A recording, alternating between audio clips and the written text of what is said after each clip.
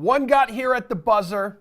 The other got here through dominating every single opponent standing in its way. San Diego State and UConn have taken different paths to the NCAA title game. Yes, and they're both 40 minutes away from a national title. Welcome to a championship Monday edition of The Sweat presented by DraftKings. Jesse Cofield to my left, Emerson Latzia to her right. We are here at your service. Yes, and happy Masters Week to all who celebrate. I know you do. Who our golf guys are betting ahead of the first major of the year. We're going to tackle NFL storylines as well as NHL, MLB bets. But we are starting with the final two teams standing in college basketball. And Mike Mutnansky, Julian Edlow are here to lend a hand. Indeed they are. Let's get weird, Mutt. So first half total, 60.5 with UConn -4 to lead at the break. Huskies have been this irresistible force throughout this entire tournament. How do you see the first 20 minutes playing out? Yeah, good morning, guys. Obviously, I'm pretty biased. Yes, you have are. Some UConn futures, UConn fan in general. This first half will go UConn's way. I feel much more confident. I look forward to Julian's taking this in the UConn covering the 4 in the first half or 3.5 in some places than the overall total. Because at some point, UConn's going to go on a run. They've done this the entire tournament. They'll go on for a 4 or 5 minute run where they'll eventually put San Diego State away. Is that first half or second half? I'm not sure. So the total, I don't have a great feeling on, but I do think UConn, look at that in first halves this year. Look at the Arkansas first half. Good defensive team, put up almost 50 points against them. UConn's going to score. I like them to cover the first half. The total, not a great feel on tonight at about, 9:30 or so in Houston. All right, Jules, what's your move here?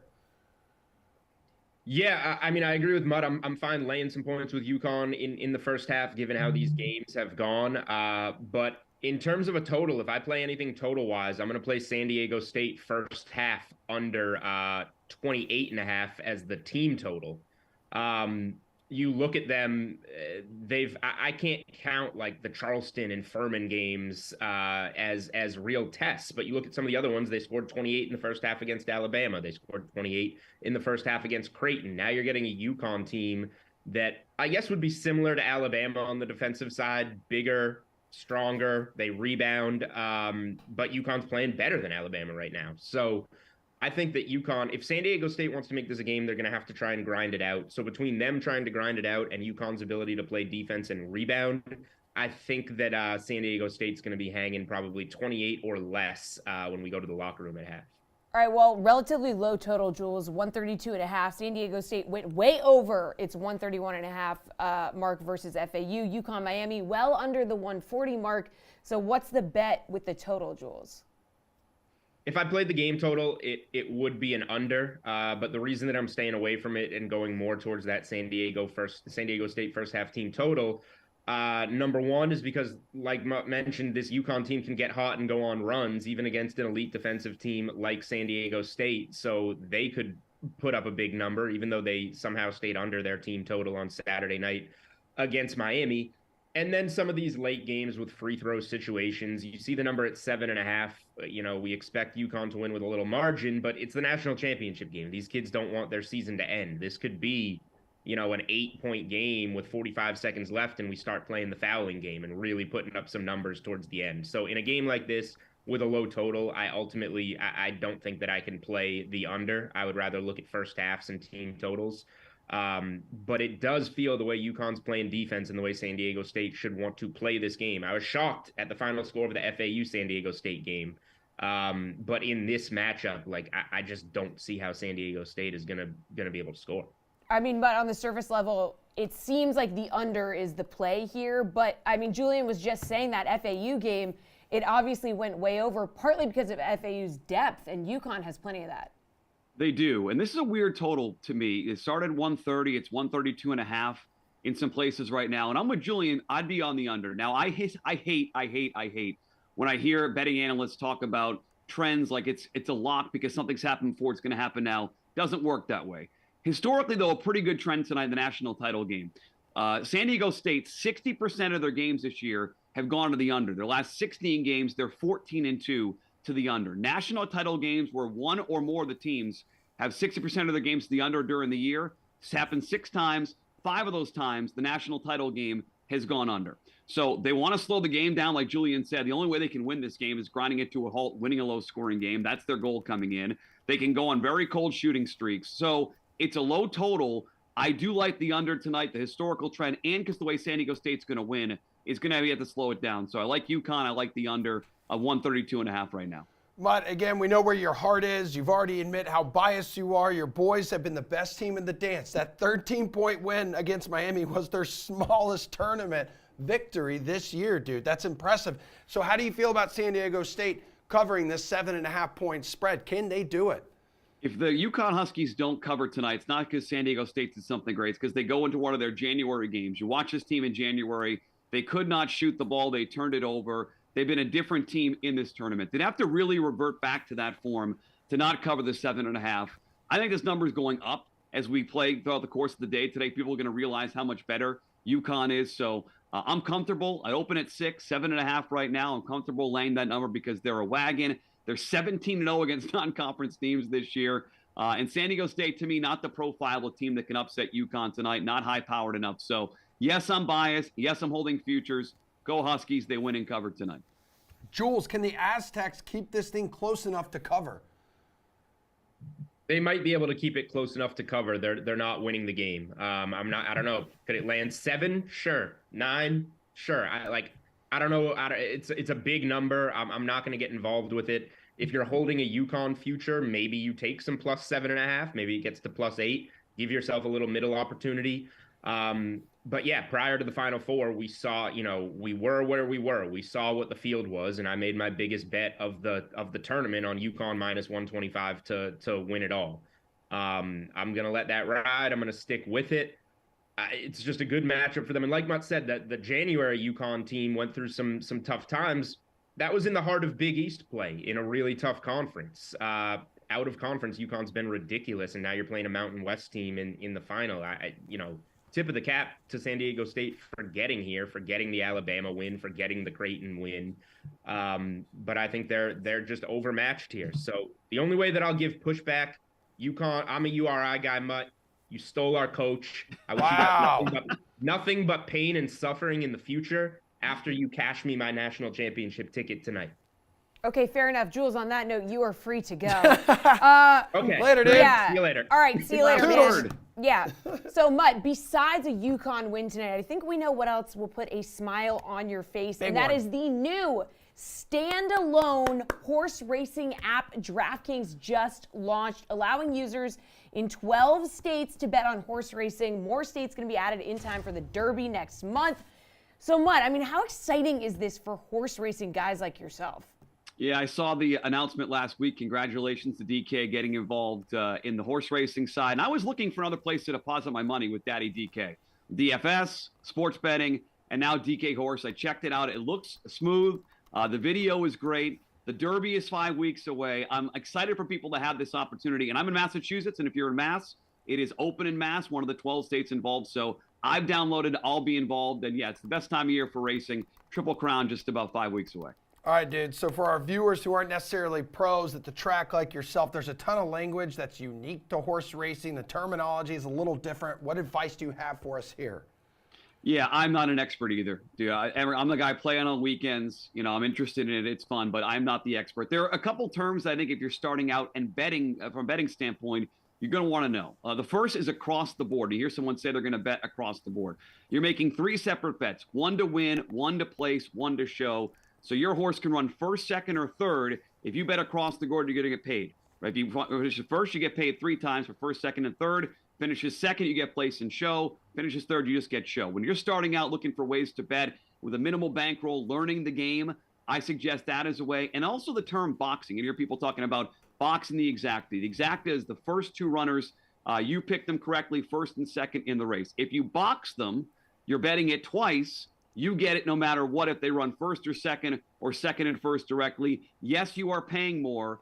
Give yourself more of a chance to hit that bet. So that's a very, very, very basic entry-level couple of ideas. Tons of places out there, including DK Horse. You can read more about terminology. But to me, across the board and boxing, 2 very good terms to know when you first start out trying to bet on these equine athletes.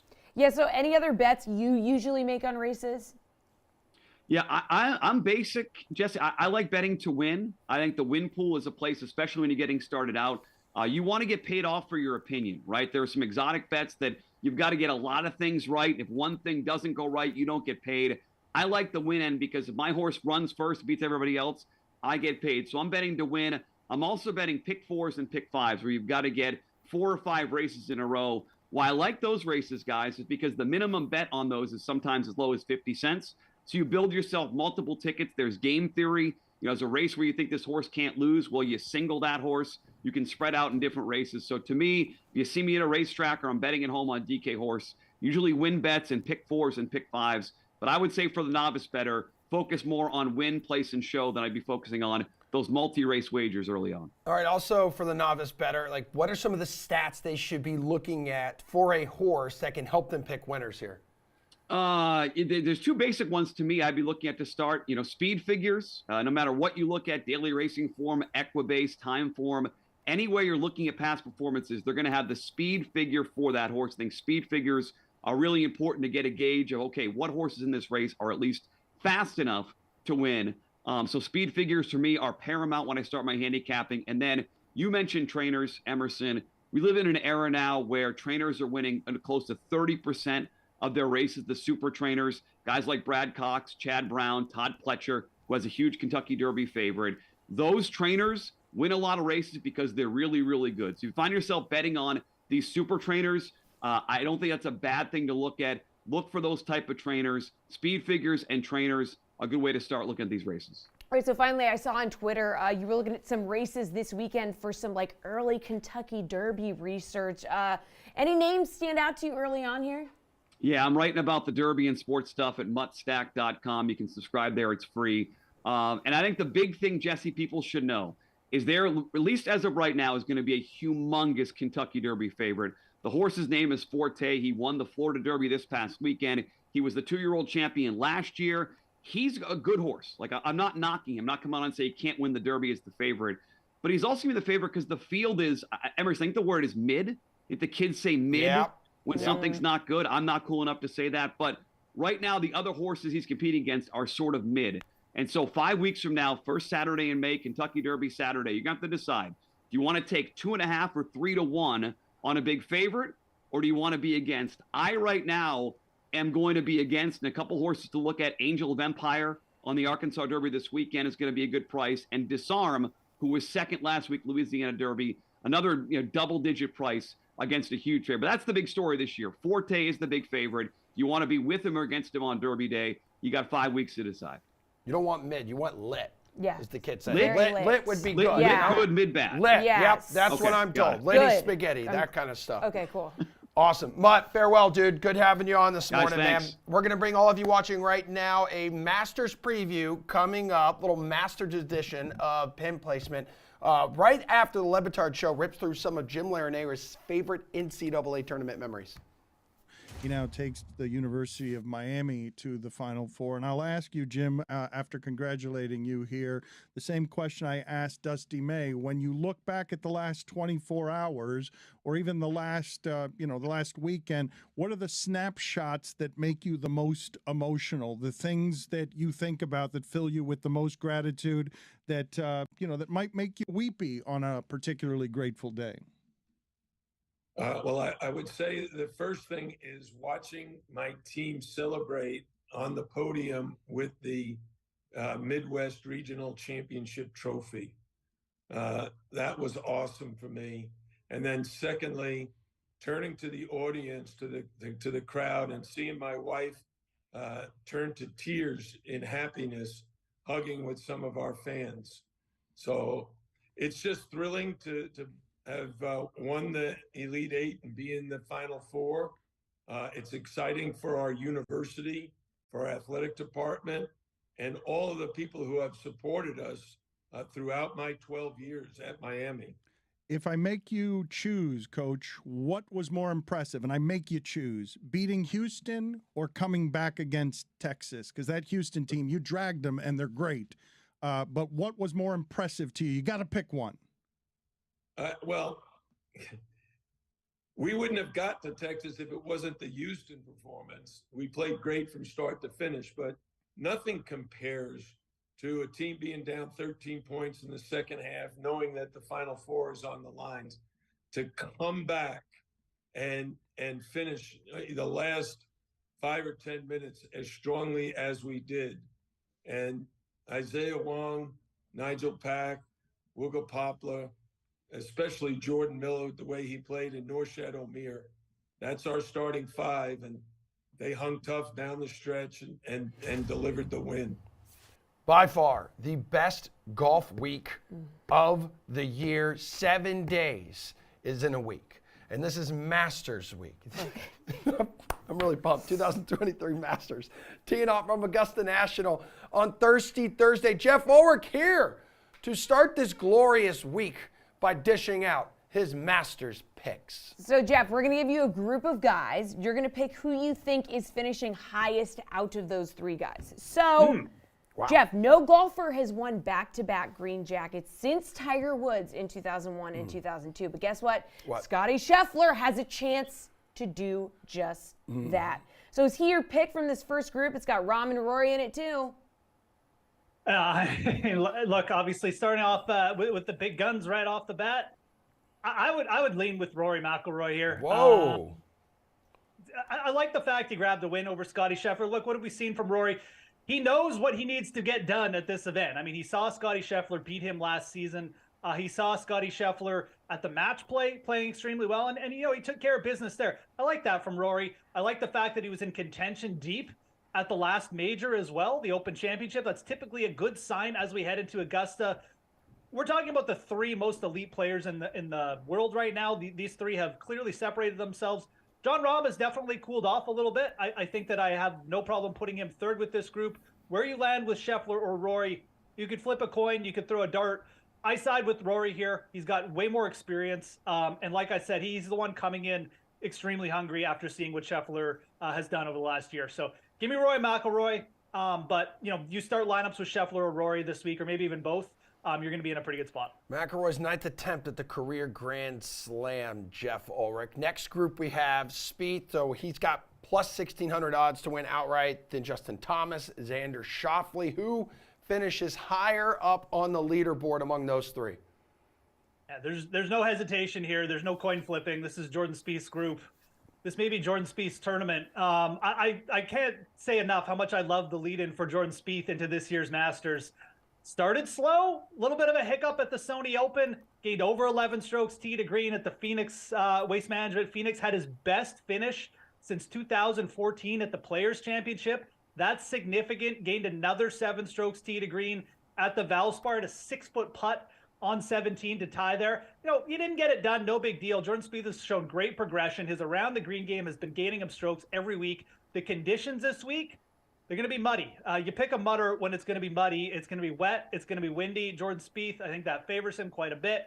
We all know his track record at Augusta. I think Jordan Spieth is primed to make a run at the green jacket again this year. He's definitely my pick from this group. I mean, we all know his track record on Easter Sunday as well. 2021 wins the Texas Open. Last year, Easter wins the RBC Heritage. Master Sunday, Easter Sunday, dude. All rise. Okay, let's move on to the next group. Cantlay, Hovland, Morikawa. Who do you like out of this group? I mean, some real talent here. Obviously, we've got the double major winner in Colin Morikawa. Victor Hovland is a person I would put third in this group. I just don't think that this major is necessarily going to be the greatest setup for him. It doesn't mean he can't perform. He certainly performed well in spots already this season, third at Sawgrass. But when you get in dicey conditions, you have to scramble at Augusta. I'll put Hovland third. To me, this group comes down between Morikawa and Cantlay. I'm going to lean Cantlay here. Again, very, very consistent year so far for Cantlay. He's been absolutely smashing the ball off the tee and on approach. I think his around the green game gives him a little bit of an edge. Morikawa did flash here last season, but he's so up and down with his around the green game and putter. If that part of his game doesn't show up, I worry about Morikawa. I'll take Cantlay here from this group, but to me, it really comes down to those two players. Cantlay gets the slight edge. I just like what he's done in Florida, and I just think he's got a little bit better of an all-around game right now. Homa, Burns, Zalatoris. Homa plus 2,500. Burns, Zalatoris sitting there at plus 3,500. Who do you like coming out of this trio? Interesting group, to say the least. Will Zalatoris, I don't know if I can really back him, roster him at all this week. It's just been such an up and down season so far with the guy who had a back injury. He's got legitimate concerns. There's nothing that you can say. His play hasn't dipped. He's still a great player. I want to see it. I want to see a consistent stretch, him getting over this back issue. It wasn't good, obviously, at the match play. So Zalatoris, a pretty clear third for me. Sam Burns is extremely interesting. Certainly, if the conditions get tough, the way he dials in with the putter from 10 to 20 feet could be extremely useful. But I got to lead Max Homa here. So much belief with Max Homa over the past year and a half that we've seen. He's won on these tougher, longer golf courses, Riviera, Quail Hollow, just to name a couple, quite frankly. I think Max Homa is someone who will figure out Augusta eventually. He hasn't done that well at this event to date, but this is just such a different player than we've seen from 2 years ago. I think Max Homa has to be the guy you side with in this group. And I think he will figure it out. I think he'll get himself in contention this season. It just makes too much sense. He's handled other tougher golf courses well, too. Give me Max Homa from these three. All right, Jason Day, Tony Finau, and Tiger Woods. Oh, my God. All right, Tiger's plus 6,500. So he made the cut at the Genesis, finished T45. His third round 67 there, that was the lowest score since his comeback from his car accident. Masters is just his second start of the year. It's like asking me to pick which one of my kids' drawings I like the most, Jesse. Oh. I mean, Day, Finau, and Tiger. Do I really have to say Tiger Woods is last in this group? I guess I do. It's just it's too hard to back him. Obviously, just no prep coming in. He's Tiger Woods. He's probably going to make the cut. I wouldn't even be shocked if he finishes top 20. But we're talking about Jason Day and Tony Finau, two guys that legitimately could contend this season. I'm going to lean with Tony Finau out of this group. It is a very slight lean over Jason Day. Tony Finau has gained multiple strokes in pretty much every start he's made. Strokes on approach. His tee to green game has been good. The around the green game is always a little bit of a concern. It fluctuates, but Tony Finau on bent grass has shown great upside. He's shown great upside on Augusta. He can absolutely dominate these par fives, and that is such an important part of doing well at Augusta. So Tony Finau plays good in poor conditions. I think if the scoring stays lower or higher, and the winning score stays around 10 or even like 8 under par, which it definitely could this year, I think Tony Finau has a legit shot. I'm going to lean Finau here, but Day is another perennial contender out of this group. His around the green game has just been excellent since the start of the year. Jeff Ulrich, Dustin Johnson, Cam Smith, Brooks Koepka, live, laugh, love, if you know what I mean. I'm not sure anyone in this group is in good enough form right now to win it, but which one do you expect to have the better week? Yeah, let's live and let die with this last group. I mean, for real. Brooks Koepka. I mean, I got to lean Brooks here. I don't really know. Look, the problem with the live golfers coming into the majors, we just don't have any data. We have a very small sample size, but Brooks Koepka has now won twice on the live golf tour. And, what do we know from Brooks prior to what he was doing, on live? He peaked so well for the majors. This is a player who cares about one thing, and it's about winning the big events. And I think that's still what Brooks Koepka's MO is going to be. It's good that he won last week, but I'm just more impressed by the fact that he's come out and shown some progression, shown some form. I think that Brooks Koepka is still a player who has a lot to prove, just in terms of, maybe it's that proves that you can still be successful not playing on the PGA Tour full time, or maybe it's just that he wants to prove that he can still win major championships. But to me, Dustin Johnson, I look at, later in his career, maybe he's just a little bit more settled, not as hungry necessarily coming into these majors. I'm sure he still wants to win, but Brooks Koepka is the guy who looks really hungry to me right now. I think he's got a lot to prove. We all saw the Netflix documentary. The guy was basically depressed because he hadn't contended in a major for 2 years. I think Brooks Koepka comes in and makes a bit of a statement this week, and I'm not picking him to win either. But top 10, yeah, I think he can get it done. He's my pick out of this group. All right, good stuff, Jeff. We're just going to slide right into golf. From golf to NHL. Wow. Rather. Oh, wow. super smooth. That was a close one, but I got it. All right, take a look at the NHL Western Conference standings right now. Vegas clinched a spot, battling for that 1 seed. Minnesota, Dallas looking for the 1 seed in Central. Seattle looking for a wild card spot. Nashville falling off pace for that wild card spot. So, Jeff, small slate, only 3 games this evening. We're just going to roll through your best DFS plays and bets for each one. So your best DFS play for Vegas and Minnesota. I mean, look, we had a 3-game slate with not much, not what you call high-end offense to pay up for. So I think just taking Jack Eichel to start lineups out with is perfectly fine tonight. 5 shots on goal, 2 assists in the last game against Minnesota. These two teams played just a few days ago. Eichel is not putting up like eye-popping stats this year, but he's basically a point-per-game player. And, for DFS, again, this is a player who any night can get you the shots on goal bonus and a goal. For a 3-game slate where we may see a couple games like push towards the under here with like 3 or 4 goals, Eichel is just going to be too valuable not to pay up for, especially because he's like under $8,000. So I do like Vegas here. They've been very good on the road. They're small underdogs, but Jack Eichel's floor here, especially with Kirill Kaprizov out, we can't even pay up for him. I think you have to go with Jack Eichel here. On the other side, you could look at Matt Boldy as well at 6K. I think he's got a very solid floor, but Eichel is the guy you got to build around for me. It's kind of a no-brainer on this slate, but you got to start somewhere, and I just take those free points with the shots on goal with Eichel. Jeff, who sits atop your DFS rankings for Nashville, Dallas? So this is the spot where, again, if you're going to stack a top line tonight, it's probably going to be the Dallas Stars. Dallas coming in potentially, can clinch a playoff spot here. They've got Nashville, a team that's kind of just on the ropes. They're just hanging on to a thread, like just that very last thread of potentially getting a playoff spot. Probably not going to happen. We've got a Dallas top line here with Rupe Hintz and Jason Robertson that you're going to want to pay up for. I think that's easy to say. I think if you're looking down the lineup, though, it's very fine just to stack some Dallas Stars. Tyler Seguin at 4,800 is a completely fine value play for me here. He's come back to the lineup. He's looked pretty good. He's playing bigger minutes now.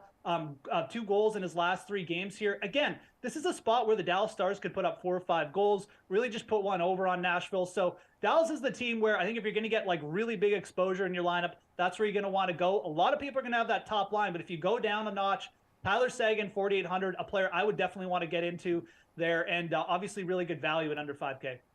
All right, best DFS play for Coyotes Kraken. What do you think? I mean, Coyotes eliminated from postseason contention. They're just not doing well. Yeah, I mean they're doing well in the Connor Bedard sweepstakes, which he put up like 5 goals or 5 points in the junior playoffs there yesterday. So congrats to them if they get Bedard. But again, Seattle here, they need this game. They want to just lock up playoff spot here. The problem with Seattle is where do you go? I mean, like it's a spread offense. You've got you don't have a star top line necessarily to stack. But looking down the lineup, I mean, we've got players like Jaden Schwartz. We've got Oliver Bjorkström. Both of these players play significant minutes. They play in the top 6, and they're goal scorers. So Jaden Schwartz would be the player that I'd really want to go for here. Again, only 4,400 is going to give you good, solid goal scoring upside, and he's not going to cost too much. So again, it's going to let you get more exposure to, say, like the Vegas top line. Maybe you want to stack Eichel with Jonathan Marchessault, or maybe you want to stack like Jason Robertson and Rupe Hintz. But Jaden Schwartz, 4,400, definitely a player I would be targeting tonight. And I think Vince Dunn as well on the blue line makes a lot of sense. 5,300, player could come through for you with a couple of the bonuses, potentially a point. So getting exposure to Seattle is going to be key tonight. A team I fully expect to just lock down, potentially put up 3 or 4 goals here against Arizona, who, like I said, has been brutal on the road this season. All right, Ark, let's go over to the DK Sportsbook here. Let's go best bet, Vegas, Minnesota. Well, I mean, we just saw these two teams play, and Vegas took care of business, and it was 4-1. And again, like I don't have any problem just going to the underdog here on the money line. I mean, the Vegas Golden Knights have been a supremely good road team, and it's been all season here. I mean, this isn't like a 1-game fluctuation or like a 1 or 2 week spurt here by Vegas. I mean, this is a team that's 24-7-6 on the road this year. And yes, Minnesota's been very good at home, but again, this is the Wild without one of their top offensive players. I think that the sample size we're looking for over the season long, now they're skating without Kaprizov. To me, it just speaks that Vegas might be just a little bit undervalued here. So Vegas also, needs to keep winning. They wanted that 1 seed. They want to stay out in front of teams like the Oilers, who are absolutely streaking here. I think that the underdog here is fine. I think you take Vegas to go for the sweep, plus 115. Again, like just with what Vegas has done on the road this year, I think you just take the plus money and move on. All right, best bet for Nashville, Dallas. What do you think? Yeah, I mean, again, I respect the Stars too much. I think this is a good spot for Dallas here at home. Potentially can lock up a playoff position tonight. The Nashville Predators, it's always a little bit dicey betting against them on the puck line, especially when Juuse Saros is in the net. But Dallas is going to be at home tonight. They're full throttle in terms of offense, in terms of health as well. Minus 1.5 to cover the puck line at plus 125. I think that's fair. You could look down the Stars lineup too as well for some props potentially. Tyler Seguin is a guy you might be interested in, potentially a power play point or just a point as well. But I like the Dallas Stars here just to cover. I think this is a spot where they're just going to come in, take care of business, potentially knock the Predators out, and just lock up their own playoff spot. I think Dallas gets it done tonight, and I think take them on the puck line here, playing a little bit of the narrative factor with the playoffs coming up, I think is completely fine. But I'm going to take the Stars at home. They're clearly the better team, and plus 125 is fair enough given the spot we got tonight. Last one here, Jeff. Seattle closing in on its first playoff spot in franchise history, taking on the Coyotes, who I believe are on a 7-game losing streak here. So what's the bet? Yeah, for me, I don't like taking puck lines once we get, under like plus 100 or in that realm. I definitely could see the Kraken, winning this game by 3 or 4 goals, but I'm just going to go to the player props here and the goal scoring props. Jaden Schwartz and Oliver Bjorkstrand, I think, are both good targets, but I'd side with Schwartz here. He's plus 205. He's come on a little bit here. Kraken he's come on for the Kraken down the stretch, which is a good sign. He's a bit more of a versatile player as well, is Jaden Schwartz. So plus 205 in this spot against the Coyotes, who again do not have a good penalty kill, allow a ton of shots on the road, and are just a terrible road team.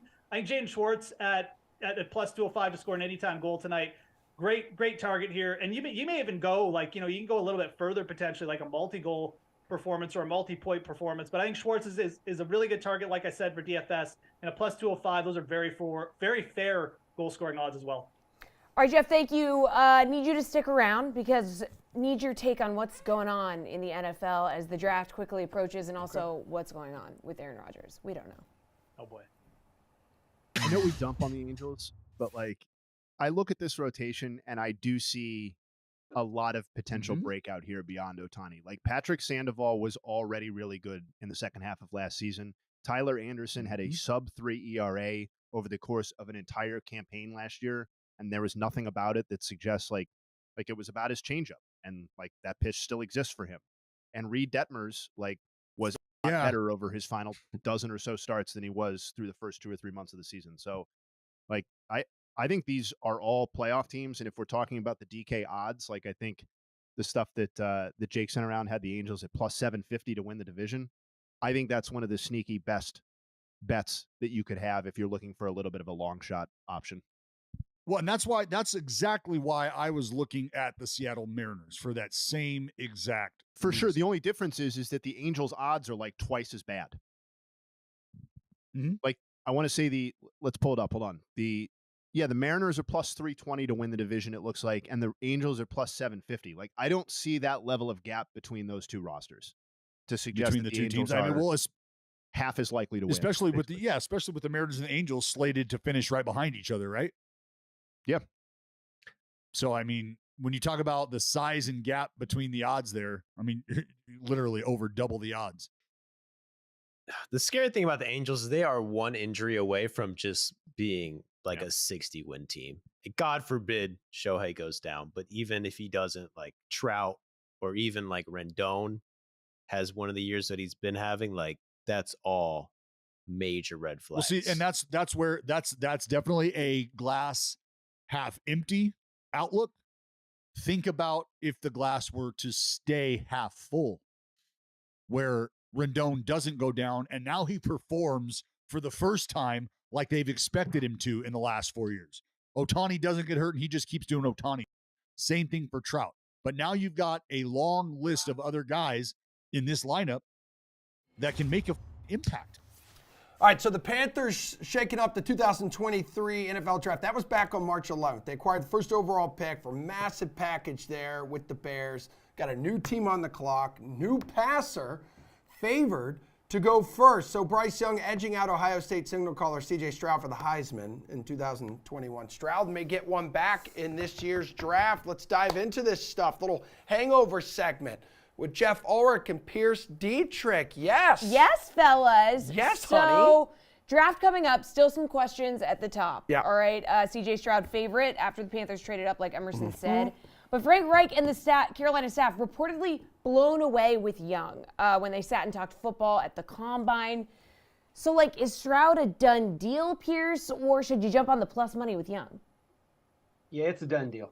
It's not going to change. They're being nice, and that's fine. They're completely allowed to do that. And also, it's these NFL teams throwing up smoke screens. We've seen this before. We went through this song and dance last year. The draft class was terrible. It was awful. And then, they're all going to go in the top 10. Then they were terrible again. And we've got to talk about something. We need some sort of storyline. And so thanks for giving us this one. We will pretend that this thing's going to be close for about, a second. It's not close. It's going to be Stroud. Move on. All right, Jeff, no shot for Young here? I would say there's probably no shot here. I mean, look, I think by all indications as well, like CJ Stroud is the Frank Reich guy. I mean, the reason they moved up is because Frank Reich likes CJ Stroud. So basically, if you went with Bryce Young over CJ Stroud, you'd be undermining your new head coach who you just hired to turn around the franchise right off the bat. Doesn't sound like a great start to the Frank Reich era to me. I think if you look at CJ Stroud as well, it's pretty much the Frank Reich kind of archetype. I mean, big pocket passer, a guy who can obviously, has a lot of touch on his throws. You look back and look who Reich has kind of worked with and who he's liked as well. So I think CJ Stroud is pretty much a done deal as well. You don't move up, necessarily to there's a reason the Panthers moved up, and it's because they were enamored with CJ Stroud. Now, I don't think anything has changed like that. Bryce Young is great. Of course they're going to say he's great. What are they going to say? This guy's okay. He was okay in the interview. Of course they're going to say he's great. They also just want to keep some kind of poker face here, some semblance of mystery. So no, it's going to be CJ Stroud. Like Pierce said, move on. All right, what about Anthony Richardson here, Jeff? His hype has reached new levels following his pro day. The Gators went 6-7 though this year.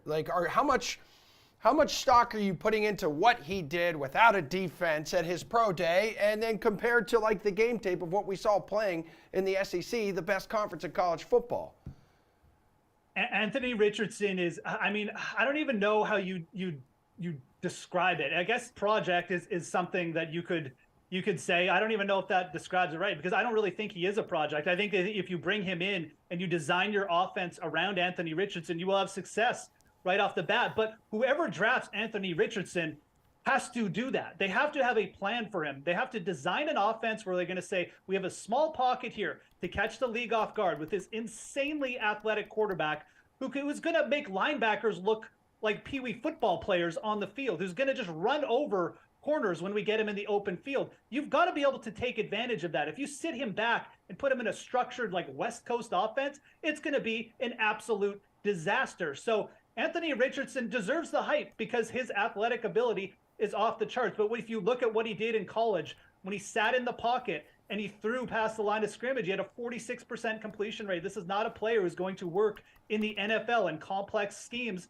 that require you to pick defenses apart from there. If you roll him out, you get him running, you put him in the right offense, it can work. We have seen teams, the Ravens almost made a run to the playoffs. Kaepernick took the 49ers to the Super Bowl. There's other examples of rushing quarterbacks getting teams far. Cam Newton obviously did it as well, but you've got to be able to structure your offense around it, and you've got to say you got a small window to catch the league off guard.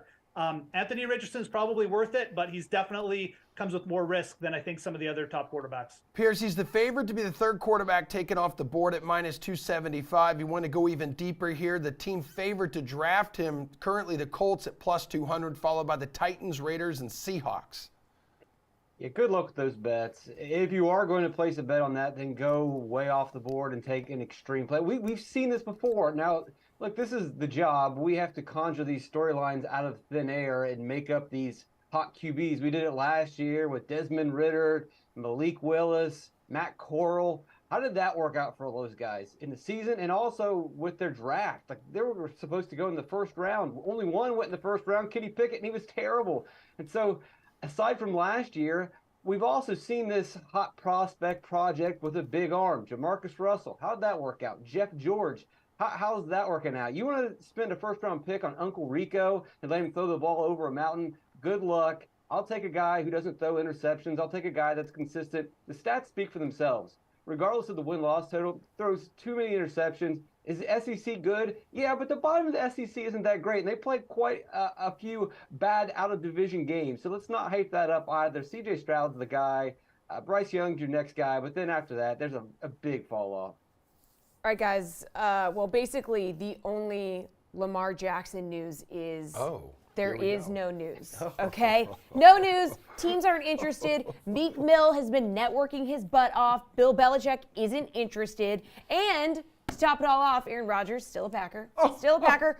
Probably because they saved $25 million in dead cap money if he's traded after June 1st. Okay. But do we think that maybe these trades are waiting on each other here? Like, are the Packers and Jets waiting to see if Jackson gets traded? Maybe teams like the Colts are waiting to see what Rodgers goes for? What do you think, Piers? No. No? Okay, no. Just no correlation. You're right at first. Like, it's the obvious answer with They're the not least amount of interested. assumptions.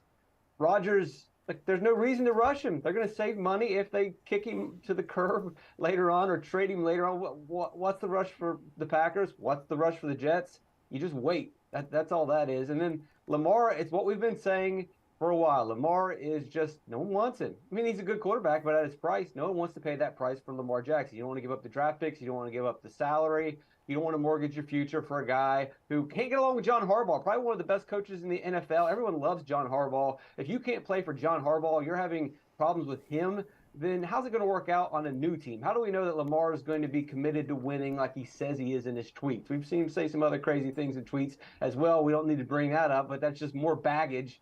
You know, no one wants to pay this price on Lamar. He's got to come down on his salary. His best bet is just to sign a deal with the Ravens. I don't think his beef is with Harbaugh, though, dude. I think his beef is with the front office and trying to get paid. I mean, I just can't imagine after everything that's gone on that's even possible, Jeff. Yeah. I mean, he's definitely got beef. I mean, I think that the main focus here is that, yeah, you need to, like, get a chair and get a drink and get comfy, because waiting is going to be the theme here on both these guys. I think Rodgers is probably, we're going to be in June. Like, that is they're just waiting until that deadline comes across, obviously. But Lamar Jackson is also a player I think is going to be waiting. I think that if a deal had been done, it's probably, if it's not done in like the next week or two, these teams that are QB needy are just going to say, well, let's see what happens at the draft, and let's see, maybe we'll move up for Anthony Richardson, or maybe we'll take a shot, you know, on like a Hendon Hooker or something like that, or try and sign some other free agent quarterback. Teams aren't falling them over themselves to give up the future for Lamar Jackson, and there's various reasons why. Some teams just don't want to do it. Some teams have committed to young quarterbacks. I would like to see Lamar Jackson on the Atlanta Falcons, but let's not forget, they took a quarterback fairly early on last season as well. There is reason for them to just say, you know, we're good here. We'll take the cheap quarterback. We'll extend the rebuild another year rather than trying to just pay you all this money and maybe bring in too much baggage. There is risk with Lamar Jackson that this thing that's happening in Baltimore, as Pierce laid out, transfers itself over to the new team. So as good as he is, the risk is there. There's a reason why these teams are a little bit gun shy after what happened last offseason. Deshaun Watson, Russell Wilson, those contracts look terrible now. So I think that there's a lot of reasons why the NFL franchises, why the NFL owners, would not want to necessarily dive in on Lamar. I do think there's a possibility he gets traded, but at this point, again, sitting around and waiting is probably going to be the name of the game. All right, guys, your job here is done. Appreciate the help. We will take a look at tonight's 11-game Major League Baseball slate, some of the top DFS plays and best bets available on the DK Sportsbook right after this break. Yo, DraftKings, y'all got the most ways to bet on NBA players. I'm hyped. Hitting props, that's my dog. Stack up buckets, blocks, and boards on my boy, or superstar going one-on-one against another superstar. Oh, it's on.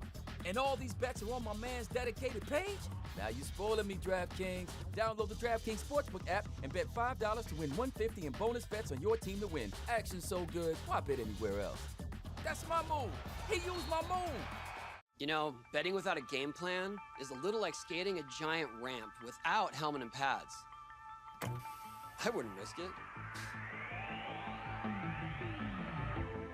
And I wouldn't bet without a game plan. DraftKings Sportsbook provides you with tools to set a realistic budget and time limits, so you're ready to bet responsibly. Download the DraftKings Sportsbook and Casino apps to learn more about how you can practice safe bets.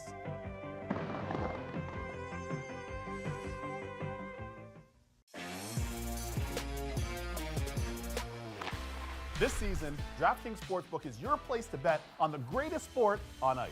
There's so many ways to get closer to the game. And with this latest offer, you can win big. Now that is deserving of some victory stick taps. Download the DraftKings Sportsbook app, sign up with the promo code, and take advantage of this great offer. And get in on the action with an official sports betting partner of the NHL.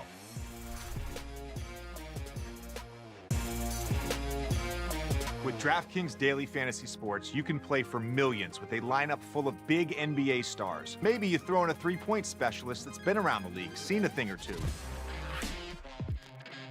You know, if you want. Download DraftKings and play for your share of millions. Action's so good, why play NBA anywhere else? All right. Welcome back to The Sweat. But you know, we are not sweating tonight's MLB slate because RotoWire's Eric Halterman is here. He's going to help us figure out the favorite plays in each category. We are starting at first base with the best DFS pitcher available to us. Eric, who do we need? Yeah, it's an interesting slate tonight. I don't think you need to pay up for the top options. I think all of the most expensive few guys either are facing a pretty tough lineup or a decently tough lineup in a tough park. So I think I like three guys right around or just over 8,000. Drew Rasmussen, 8,100 at the Nationals, one of the easier matchups on the slate. Rasmussen might come with some workload concerns, but he went 6 or more innings in 5 of his last 6 starts last season. So maybe some of his shorter outings earlier in the year were just him building up after being pitching in relief before last season. But 2.84 ERA for 2 straight years. I think he's a very solid option in this matchup. And I'd be looking at pairing him with one of the 2 starters in what should be a very exciting Angels-Mariners game. Reed Detmers versus George Kirby, 8,200 for Detmers, 8,000 for Kirby.